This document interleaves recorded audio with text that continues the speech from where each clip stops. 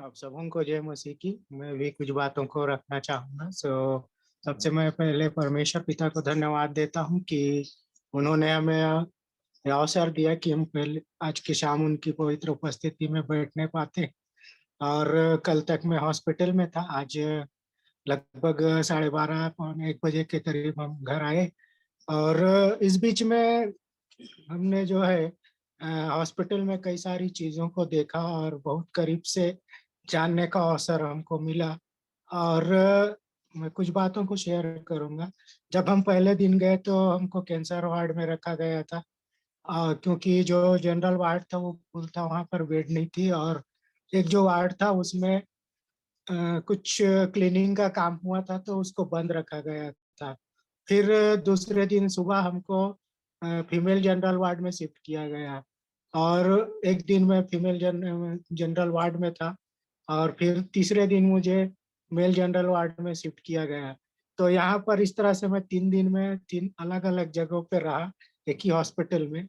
और इस दौरान मैंने देखा कि बहुत जो पेशेंट्स थे वहाँ पर, कोई कैंसर का पेशेंट्स है, मतलब कई प्रकार की बीमारियों से ग्रसित लोगों को देखने का मुझे अवसर वहाँ पर मिला। और जब मैं उनको देख रहा था तो परमेश्वर का जो वचन है, जो सबोपदेशक है, वहाँ पर जो मनुष्यों की दशा के विषय में जो वर्णन है, वो सारी चीजें मुझे स्मरण आने लगी। और कुछ वचनों को हम देखेंगे से सबोपदेशक उसका 9वां अध्याय।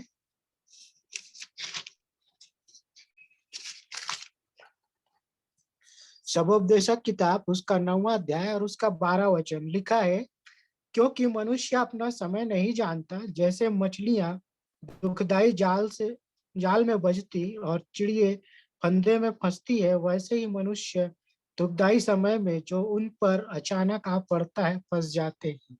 तो यहाँ पर प्रियो, जो मनुष्य की जो परिस्थिति है, हम मनुष्यों की जो परिस्थिति है, कैसे हम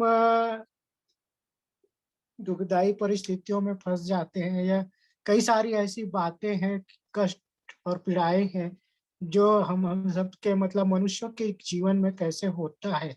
उन चीजों को मैंने बहुत करीब से वहां पर देखने पाया। और जब वहां पर मैं था तब मुझे यह अवसर मिला कि उनके लिए भी मैं प्रार्थना करूं। और मैं अपने बेड से ही उन सबके लिए मैं प्रार्थना करता था। और यहाँ पर एक वचन और था, जो भजन संहिता उसका 91 अध्याय और उसका 3रा वचन है, लिखा है। भजन संहिता 91 उसका 3। वह तो तुझे बहेलियों के जाल से और महामारी से बचाएगा। और यहाँ पर जब हम देखते हैं तो परमेश्वर जो है हमको बचाता है। हमारे पास में आज परमेश्वर का वचन है, हमारे पास एक जीवित आशा है। लेकिन जब मैंने वहां पर उन बातों को देखा, उन लोगों को जब देखा, तो उनके पास कोई आशा नहीं है, कुछ भी नहीं है। वो उसी दशा में पड़े हुए हैं और उनका जो परिस्थिति है वो बहुत ही खराब है। लोग कोशिश कर रहे हैं कि वो ठीक हो जाए, परंतु शरीर उनका साथ नहीं दे रहा है। जैसे यहाँ पर हम जब वचन को पढ़ते हैं सबोपदेशक में, तो पूरा मनुष्यों की जो परिस्थिति है ना, कितना कष्टदायक होता है, वो पूरा डिटेल में हमको वहां पर सब वर्णन मिलता है। तो हम इस बात को आज हमको सीखना है कि प्रभु हमें हर एक परिस्थितियों में संभालता है। अगर हम बीमारी की अवस्था में हो, खुशी की अवस्था में हो, चाहे कैसी भी परिस्थितियां क्यों ना हो, परंतु आज मेरे और आपके पास एक जीवित आशा है, प्रभु यीशु मसीह। और यहाँ पर कुछ बातें और हमने वहां पर देखी कि एक लड़का था जो सामने ही था हमारे उसमें। और उससे बातचीत होती थी हमारी लंबे समय तक, क्योंकि कभी कभी मुझे रात को तो नींद ही नहीं आता था, तो मैं उसके साथ बातें करते बैठे रहता था। और तब बातचीत करते करते अचानक फिर हमने उसको प्रभु यीशु मसीह के बारे में बताया। तो वो लड़का बताने लगा कि मैं गोवा में लंबे समय तक था और चर्च में जाता था और मेरा विश्वास जो है प्रभु यीशु मसीह के ऊपर है। तो मुझे क्या करना होगा और आगे करनी उनके उसमें आने के लिए। तो कुछ बातों को हमने उसको शेयर किया। बहुत ज्यादा हमारी बातचीत उनके साथ नहीं हो पाई, परंतु थोड़े समयों में हमने उनको कुछ कुछ बातों को रखा और उससे कहा कि आप अपने लिए एक बाइबल ले लो। तो वो कहने लगा मुझे पढ़ना नहीं आता, तो प्रभु ने मुझे बात सुझाया कि जब तुमको पढ़ना नहीं आता तो तुम सुन सकते हो, इसलिए तुम क्या करो, ऑडियो बाइबल डाउनलोड कर लो।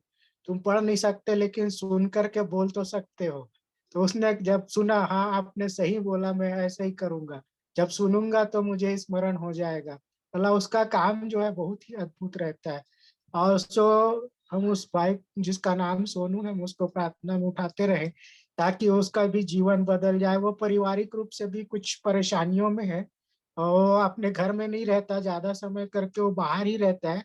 परंतु हमने देखा कि उस कुछ गलत संगति में नहीं है। वो लड़का जो है वो अच्छा से रहता है, अपना जो भी उसका रहन सहन से हमको ये नहीं लगा कि वो कुछ ऐसी गलत उसमें है।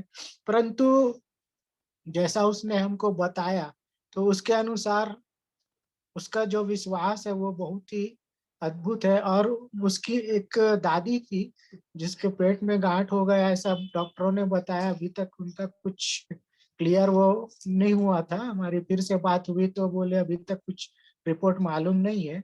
परंतु इस बीच में मेरी पत्नी ने जा करके उसके लिए प्रार्थना भी किया और प्रार्थना के द्वारा उसको थोड़ा सा अच्छा लगा और वो उसको हमेशा याद करने लगी थी।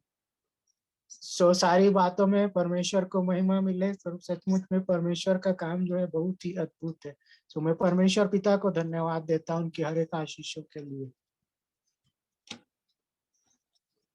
मैं भी परमेश्वर पिता को धन्यवाद देती हूँ। आप सबों को जय मसीह की।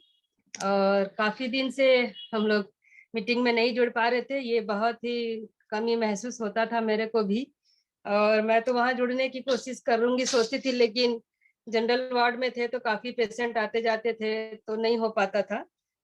पर मेरा ध्यान हमेशा लगा रहता था कि अभी जुड़ते होंगे, अभी प्रेयर करते होंगे, ऐसा करके। और सचमुच में परमेश्वर जो है महान है। और आप सबके लिए मैं विशेष धन्यवाद देती हूँ कि आप लोग जो है बहुत ही बोझ के साथ प्रार्थना की हैं। और प्रतिदिन मैं रिकॉर्डिंग को भी सुनती थी, जितने लोग भी जुड़ते थे उसका मैं देखती थी और सुनती भी थी। तो आप सब जो है प्रतिदिन आप प्रार्थना किए हैं, इसके लिए मैं आपका धन्यवाद करती हूँ। और मैं अपने लिए भी मैं धन्यवाद देती हूँ कि मैं वहाँ 3-4 दिन में लगातार वहाँ थी, घर भी नहीं आ पाती थी। फिर भी परमेश्वर जो है मेरे को भी वहाँ पर अच्छा से रखा, मुझे कुछ तकलीफ नहीं हुई। और मैं भी मतलब वहाँ पे नींद भी मेरा नहीं हो पाता था। फिर भी मैं धन्यवाद देती हूँ कि मुझे कुछ तकलीफ वहाँ पे नहीं हुई और मैं अच्छी से थी वहाँ पर। और इनके लिए भी कि इनका जो है प्लेटलेट जो है डे बाय डे जो है डाउन होते जा रहा था। तो मुझे थोड़ा ये हो रहा था कि डाउन क्यों हो रहा है करके, एडमिट होने के बाद भी। तो उन लोगों ने कहा कि डेंगू में जो है पहले कम होता है, उसके बाद इंक्रीज होता है, ऐसा कहने लगे। और कुछ कुछ जो है जैसे पपीता का पत्ती का रस है, ये सब देते हैं, कुछ कुछ बोलने लगे। तो वो सब का भी बंदोबस्त हो गया। हमारे चर्च के लोगों ने जो है बहुत ही उन लोगों जो है ढूंढ ढांड के सब लेकर आए, और उन लोग भी बहुत ही सहायता हमारी किए हैं। उन लोग भी एडमिट वगैरह कराए, तो वो लोग भी बहुत ही हमारे मदद किए। इसके लिए मैं परमेश्वर को धन्यवाद देती हूँ कि सही समय पे सच में परमेश्वर जो है अपने लोगों के लिए कैसे प्रबंध करता है, इस चीज को मैं भी देखी। और वहां पर तो मुझे तो बहुत दुख होने लगा वहां जब मैं मरीजों को देखती थी, तो मेरे को भी बहुत दुख होने लगा कि कैसे कैसे कंडीशन में वहां पर लोग आए। और मैं सच में मैं फीमेल वार्ड में भी जाकर प्रेयर करी और मैं मेल वार्ड में भी सबके लिए प्रेयर करी। और एक सुपा बाई करके एक आंटी है, जो अभी मेरे हस्बैंड बता रहे थे, उसके वही पेट में गांठ है। उसका एज ज्यादा है, तो उसके घर के लोग परेशान हैं कि उसका ऑपरेशन कराएं कि नहीं कराएं, ऐसा हो रहा है। तो आप लोग प्रार्थना करिए कि उसका जो है ऑपरेशन ना हो कर ठीक हो जाए तो ज्यादा अच्छी बात है। मैं तो 2-3 दिन उसके लिए प्रेयर करी हूँ। और मेरी बहन के लिए, वैदेही के लिए भी आप करते रहिए कि उसको जो है वो मीटिंग जो है बंद नहीं हो रहा है। पता नहीं अभी पेट में उसका क्या प्रॉब्लम है, मेरा डायरेक्ट बात नहीं हो पा रहा है। तो आप लोग उसको स्मरण रखिए कि वो भी ठीक हो जाए, क्योंकि गांव में अभी कई तरह की दुष्ट कार्य की शक्ति सब अलग अलग प्रकार के वो होते हैं। तो उससे वो ये हो सके, छुटकारा उसको मिल सके और वो भी चंगाई को प्राप्त कर सके। तो मैं परमेश्वर पिता को हर एक बात में धन्यवाद देती हूँ। और मैं भी एक वचन पढ़ूंगी, भजन संहिता 68 का 19 और 20 वचन। धन्य है प्रभु जो प्रतिदिन हमारा बोझ उठाता है, वही हमारा उद्धार करता परमेश्वर है। वही हमारे लिए बचाने वाला परमेश्वर ठहरा, यहोवा प्रभु मृत्यु से भी बचाता है। तो परमेश्वर इस वचन से मुझे बहुत ही बल मिला कि सचमुच में प्रतिदिन उसने हमारे हर बोझ को उसने उठाया और हमको जो है वो सामर्थ्य दिया और सच में हमको मृत्यु से भी बचाने वाला परमेश्वर है। रोग तो हमारे सब दूर ही करता है, लेकिन जब मृत्यु भी जब आ जाती है तो उससे भी परमेश्वर हमें बचा लेता है। तो हर एक बातों में परमेश्वर पिता का धन्यवाद हो और आप सबका भी मैं हृदय से धन्यवाद करती हूँ। Thank you.